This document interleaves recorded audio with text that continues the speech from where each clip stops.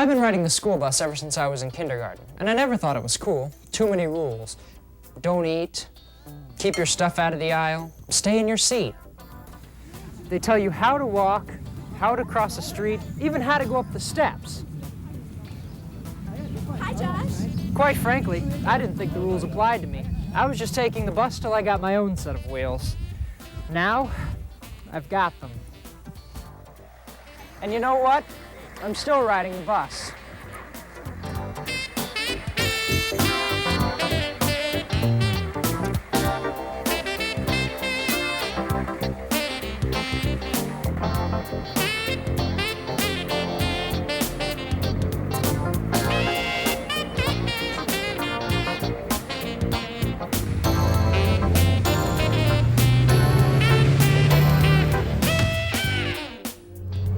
Josh and I have been neighbors all our lives. He's a really great guy. He just never quite follows the rules. I guess he thought that nothing could ever really happen to him. The fact is, school bus safety is for everyone. And the rules aren't there just to hassle you, they're there to protect us. Because as you can see, accidents can happen. But the good news is that they can be prevented by following a few simple rules and just using our common sense. When you've been riding the school bus for as many years as I have, you start to take it for granted. I always figured that the school bus ride was something the district owed me, but it's not. If you don't follow the district's bus safety rules, you can have your right to ride the bus taken away. Riding the bus is a privilege, not a right. So it pays to know the rules, and to follow them. Taking the bus may not be your idea of a good time, but let's face it, it's a pretty easy way to get where you're going. You know, a school bus is different from all other vehicles on the road. There's a news flash. No, really. I mean, there's a lot of activity around the bus. It's always stopping and starting. Kids get on, get off. They walk in front of the bus and cross streets or highways. When you think about it, there are plenty of ways for accidents to happen. That's why it's important to follow the rules. The procedures for boarding and leaving a school bus are pretty simple. Try to be at the bus stop on time. When the bus arrives at your stop, line up single file to board. Don't approach the bus until the driver opens the door. Use the handrail when you're boarding or exiting, and take one step at a time. Once you're on the bus, be seated quickly. Stay seated until the bus stops at school or at your stop. Then walk, don't run to the door. If you have to cross the street after leaving the bus, wait for a signal from the driver. He or she will let you know when it's safe to cross.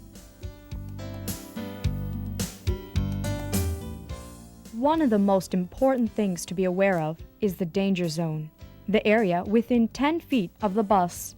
It's difficult for the driver to see students who are standing too close to the bus. That's why it's important to stay out of the danger zone.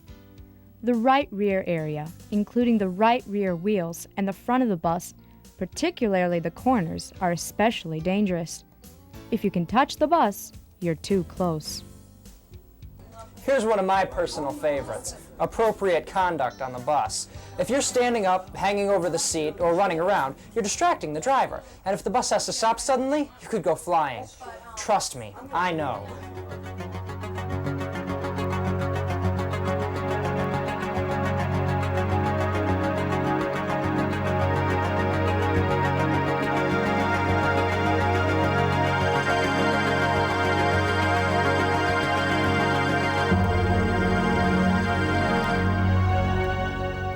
Of course, my accident did give me the chance to try out another form of public transportation, and believe me, I wouldn't recommend it. So when you're on the bus, follow the rules. Don't fight or swear or yell. Keep your hands and arms inside the bus windows and keep the aisles clear. Treat other students with respect. On the bus, as in school, there should be no harassment of any kind. There's no eating or drinking, and absolutely no smoking. But don't bring pets or dangerous objects on the bus. And remember, the person behind the wheel has a lot of responsibility. They have to watch the road, pay attention to who's getting on and off the bus, and keep an eye on you. So give them a break. Be courteous, follow their instructions, and always stay seated. Of course, that's easy for me to say now. But I guarantee you that when I get out of this thing, I'll definitely think twice before standing up on a moving bus. Most of our bus rides will be uneventful, and that's a good thing. Still, it's important for us to know the location and basic functions of emergency equipment, such as the first aid kit, and the fire extinguisher. In an emergency situation, you may have to evacuate the bus. The driver will then tell you which exit or exits to use. You'll be expected to stay calm and quiet and to follow certain procedures. Practicing is the best way to be ready for a real emergency. There are different plans for evacuating the bus. You can exit through doors, windows, or a roof hatch, or any combination of those three. Every bus has a front service door and a rear or side emergency door. There may be emergency window exits also, and regular windows can be pushed or kicked out. Some buses have a roof hatch. The first 2 students through the emergency exit should stand outside to help others off the bus. In a real emergency or during a practice evacuation, you should leave your personal belongings on the bus. It is important to keep your hands free, and that means no purses, book bags, or musical instruments. Backpacks, or anything else that can get caught or limit your movements, also pose a potential hazard. Once you're outside, gather in a group in a safe area at least 100 feet away from the bus. You know, it's not going to be long before most of us start taking driver's ed, so it wouldn't hurt to know what other vehicles are supposed to do when they encounter a bus on the road. School bus drivers activate the flashing yellow lights of the 8-light system before they stop to load or unload students. When the bus has come to a complete stop, the driver activates the red flashing lights and extends the stop arm. All other traffic, both front and rear, is supposed to come to a complete stop.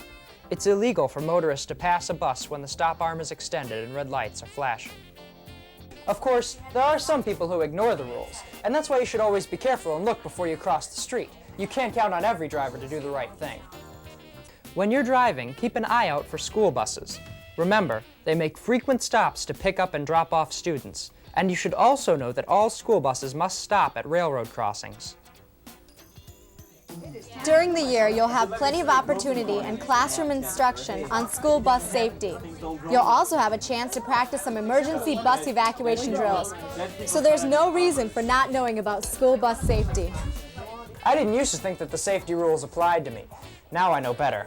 And when it comes right down to it, they're no big deal. It just isn't that hard to remember what to do.